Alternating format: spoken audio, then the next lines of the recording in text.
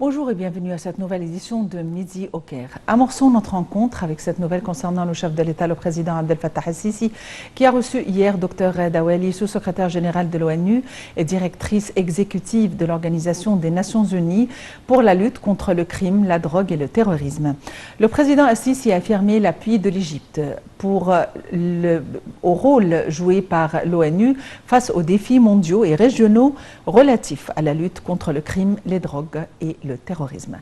Plus d'informations dans ce compte rendu. Le président Abdel Fattah el-Sisi a accueilli hier Dr Reda Ouali, secrétaire général adjoint des Nations Unies et directeur général exécutif de l'Office des Nations Unies contre la drogue et le crime, ONUDC. Le porte-parole de la présidence a déclaré que le président el-Sisi a affirmé le soutien de l'Égypte au rôle de l'ONU face aux défis mondiaux et régionaux liés à la lutte contre le crime, la drogue et le terrorisme, en plus de renforcer les efforts existants pour échanger les expériences dans les domaines concernant le travail de l'organisation afin d'activer les programmes des Nations Unies liés à la drogue et au crime d'une manière intégrée à l'échelle mondiale afin de maintenir la sécurité et la stabilité. De sa part, Dr Reda Ouali a exprimé sa sincère gratitude au président el-Sisi pour son soutien continu au rôle de l'organisation, notant qu'elle comptait sur le soutien de l'Égypte pour ses efforts au cours de la période à venir, afin de maximiser les capacités de la communauté internationale à faire face aux menaces posées par la criminalité transnationale organisée, en plus de lutter contre la corruption et son impact négatif sur les sociétés, ainsi que les efforts de prévention du crime et la mise en place de systèmes de justice pénale efficaces. Dans ce contexte, on a présenté les activités les plus importantes au calendrier de l'organisation, en particulier le suivi des résultats de la déclaration de Sharm el-Sheikh publiée par la Conférence mondiale des Nations Unies contre la corruption en décembre 2021, avec la participation de plus de 2000 représentants des gouvernements, des organisations régionales et internationales, de la communauté civile, des académiques et du secteur privé. À cet égard, Dr Reda Ouali a loué la coopération fructueuse entre le gouvernement égyptien et l'ONU pour l'organisation de cette conférence mondiale à la lumière des défis de la pandémie de Covid-19 étant un tournant pour améliorer la coopération internationale contre la corruption et aider le monde à se remettre impartialement de la pandémie. Dr Reda Ouali a également passé en revue les axes de coopération internationale sous l'égide de l'Organisation des Nations Unies contre le crime, la drogue et le terrorisme, à la lumière des récents développements régionaux en Afghanistan, notamment en ce qui concerne la contrebande d'armes et le trafic de drogue, ainsi que l'aggravation des phénomènes du terrorisme et des réfugiés. D'autre part, elle a souligné les préparatifs en cours en coopération avec le ministère égyptien du Tourisme et des Antiquités pour organiser une conférence internationale en Égypte au cours de l'année 2022 sur la lutte contre la contrebande des monuments comme l'une des sources de financement du terrorisme et du crime organisé.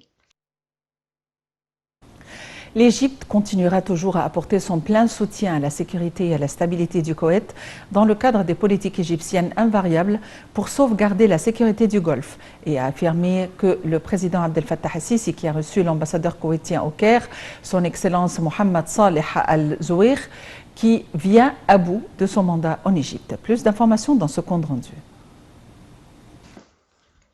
Le président Abdel Fattah el-Sisi a accueilli hier M. Mohammed Salah Al-Zouir, ambassadeur de l'État du Koweït à l'occasion de la fin de son mandat en tant qu'ambassadeur de son pays au Caire.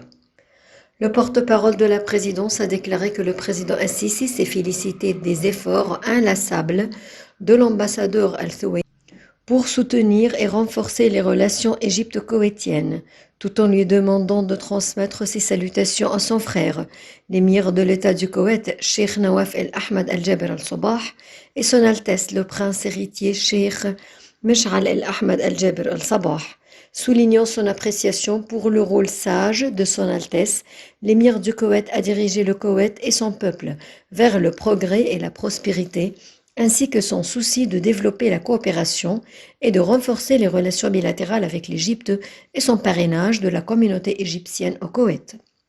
Le président el-Sisi a également affirmé le plein soutien de l'Égypte à la sécurité et à la stabilité du Koweït face aux défis régionaux, dans le cadre de la politique durable de l'Égypte pour maintenir la sécurité du Golfe.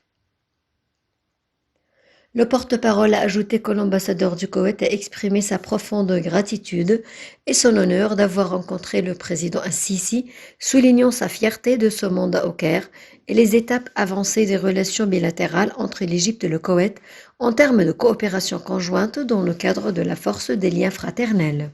De même, il a exprimé ses remerciements aux responsables égyptiens pour la coopération et le soutien qu'il a trouvé, ainsi qu'au peuple égyptien héritier de l'ancienne civilisation pour l'accueil et la généreuse hospitalité. L'ambassadeur koweïtien a également transmis au président Al-Sisi les salutations de son frère, l'émir Sheikh Nawaf Al-Ahmad Al-Jaber Al-Sabah, et du prince héritier, Sheikh Mesh'al Al-Ahmad Al-Jaber Al-Sabah, signalant le souci du Koweït, direction et gouvernement de renforcer la coopération conjointe d'une manière qui répond aux ambitions et aux aspirations des deux peuples et des deux pays frères afin de réaliser leur intérêt commun au progrès, à la prospérité et au développement.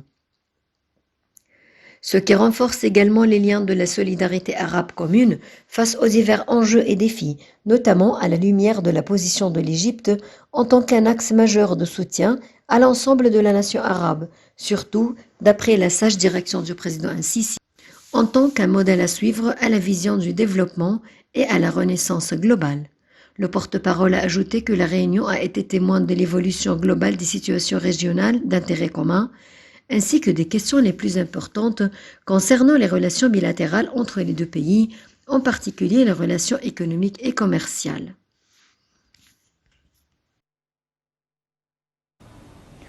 Le Premier ministre Mostafa Madbouli a assuré que l'État accordait une attention particulière au dossier des changements climatiques. Il a à cet égard affirmé l'impératif de mieux organiser la COP27 que devrait accueillir l'Égypte en novembre 2022.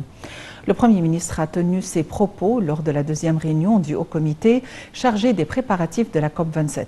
Au cours de la réunion, les ministres concernés ont passé en revue les préparatifs en cours, notamment les procédures entreprises pour la transformation vers l'usage de l'énergie renouvelable, dont la fourniture de moyens de transport amis de l'environnement et l'augmentation des stations d'approvisionnement en gaz naturel et de rechargement des batteries des véhicules électriques. Le Premier ministre a affirmé que l'État dispensait des stimuli aux projets verts et ce, dans le cadre du plan de transformation de 50% des projets en Égypte en énergie renouvelable d'ici 2025. Sous les auspices du président Abdel Fattah el-Sisi, les activités de la 4e édition du Forum mondial de la jeunesse seront lancées du 10 au 13 janvier à Sharm el-Sheikh. L'administration du Forum a annoncé le lancement d'une nouvelle version modernisée de l'application du Forum mondial de la jeunesse pour qu'elle soit un lien entre les participants à ce regroupement et les personnes intéressées par les activités de ce forum à travers le monde.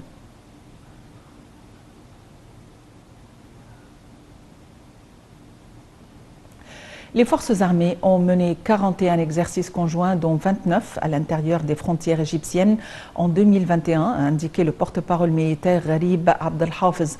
Monsieur Abdelhafiz a publié une infographie sur les exercices conjoints des forces armées en 2021, soulignant que ces exercices ont eu lieu à l'intérieur des frontières égyptiennes. Les États-Unis sont à la tête de cette liste, alors que 5 exercices navals avaient été menés en mer Rouge et un pour les forces spéciales dans le domaine de la lutte contre le terrorisme. 2 exercices ont également été menés en 2021 avec la Russie, le premier baptisé Pont de l'Amitié 4 et le second baptisé Protecteur de l'Amitié 5 avec la participation des forces des parachutistes.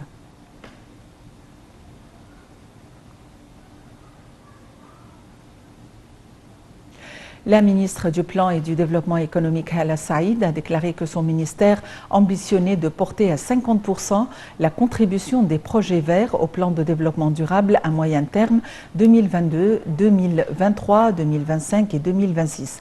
Madame Saïd a tenu ses propos lors d'une réunion élargie tenue avec des responsables du ministère pour suivre les étapes de l'élaboration du plan de développement durable à moyen terme 2022, 2023, 2025, 2026, dont la la première année et 2022-2023.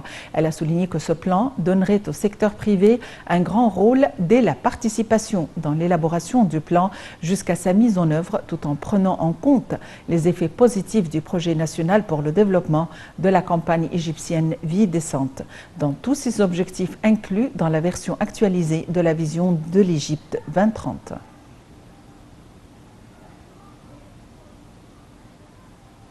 Le ministre des Transports, Kamel El Wazir, a jugé nécessaire de respecter la discipline au travail et des horaires de présence et de départ, soulignant que la justice communicative serait appliquée et que les postes seraient attribués en fonction du principe du mérite et non de l'ancienneté. Lors d'une visite au hangar des chemins de fer de Koum Abouradi dans le gouvernorat de Bani Souef, spécialisé dans la maintenance de tous les types de wagons, M. Al-Wazir a jugé important de tirer profit de tous les matériaux, d'arranger et d'inventorier ceux qui sont non réutilisables. Selon un communiqué du ministère des Transports, M. Al-Wazir a suivi la rénovation des nouveaux wagons pour les intégrer à la flotte de trains à exploitation quotidienne dans le but d'assurer des services distingués aux passagers.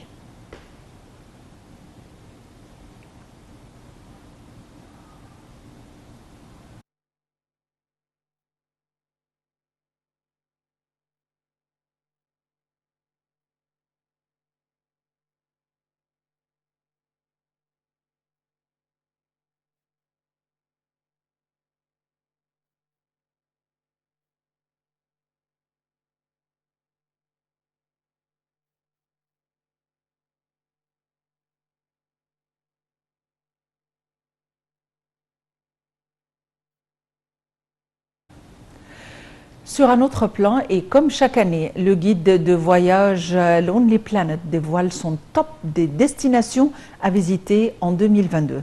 L'Égypte est placée parmi les destinations favorites choisies par les experts de Lonely Planet. Visiter l'Égypte est une expérience presque obligatoire pour quiconque qui s'intéresse à l'histoire des civilisations. Depuis Hérodote, qui décrivit l'Égypte comme le cadeau du Nil, ce pays enflamme l'imagination des voyageurs, de Néfertiti à Cléopâtre, de Toutankhamon à Ramsès II, en passant par les dieux Isis et Osiris.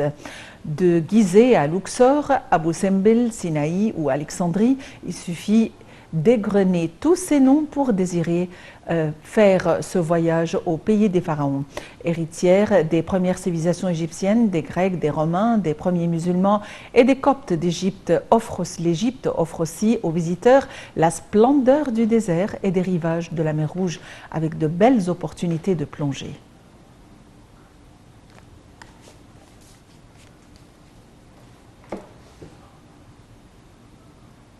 Et pour nous emmener faire un tour dans les endroits splendides de l'Égypte, nous avons le plaisir d'avoir en ligne M. Hazem Hassan, guide touristique. M. Hazem Hassan, bonjour et bonne année.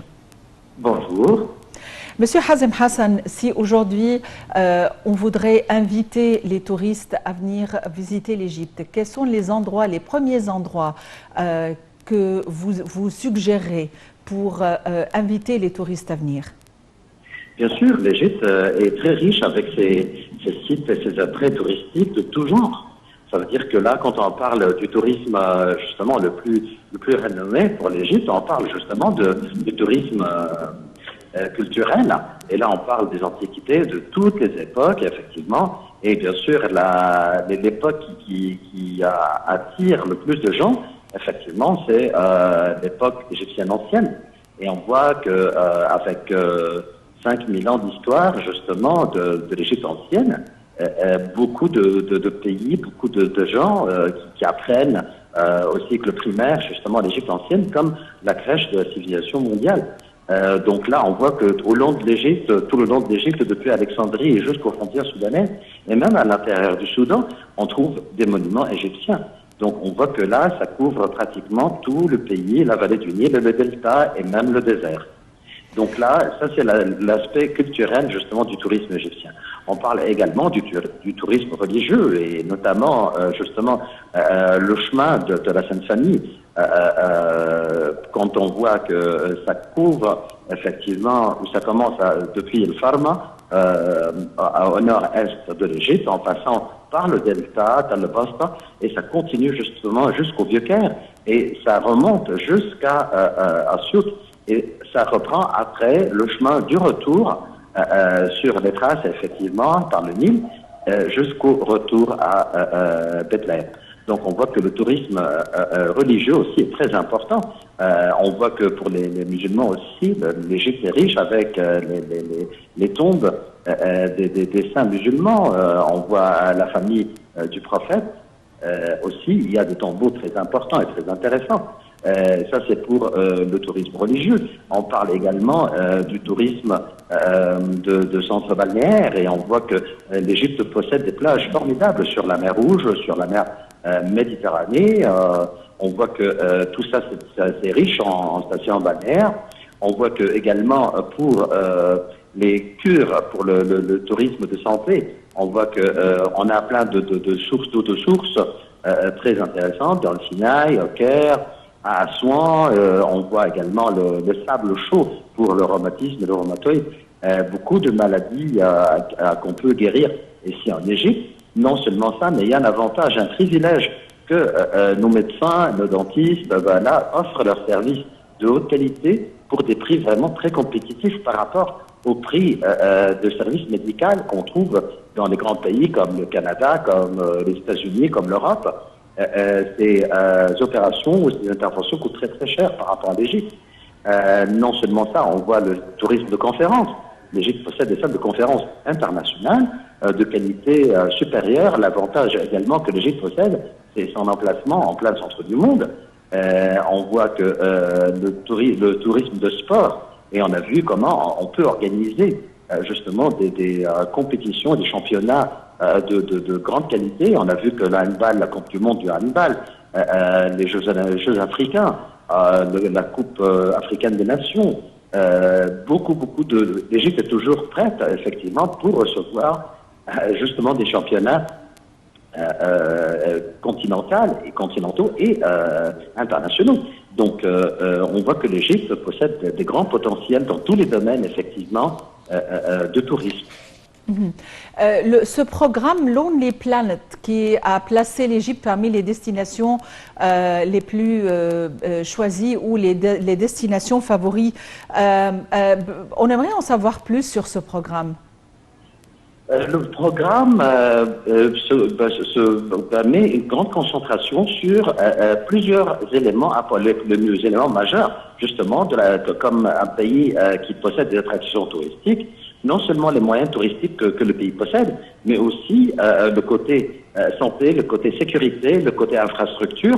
Et l'Égypte, justement, sur ces trois plans, surtout à l'époque de Covid-19, on voit que l'Égypte a montré un esprit compétitif extraordinaire, soit sur le plan de la santé, soit sur le plan du développement de l'infrastructure. Je parle des autoroutes, je parle des hôtels, je parle de tous les éléments de l'infrastructure nécessaires pour le tourisme. On voit que l'Égypte a vraiment évolué d'une façon extraordinaire pendant les dernières années. On voit qu'au niveau de la sécurité, l'Égypte, justement, est montée au niveau du classement de la sécurité dans le pays d'une façon extraordinaire par rapport aux années passées, quand on a eu vraiment des problèmes d'attentats, de terrorisme. La sécurité égyptienne a prouvé justement sa place entre les pays les plus sécurisés dans le monde entier. Donc ces paramètres sont les paramètres majeurs, effectivement, en dehors du sujet des moyens et des attraits touristiques qu'un pays possède. Et le fait que le nom de l'Égypte soit nommé entre ces pays recommandés à visiter, ça c'est une victoire importante. Et c'est un enjeu économique très important. Monsieur Hazem Hassan, vous êtes guide touristique. Merci d'avoir été avec nous aujourd'hui. Sur ce, mesdames et messieurs, nous vous remercions pour votre attention et vous souhaitons une excellente fin de journée. Au revoir et à la prochaine.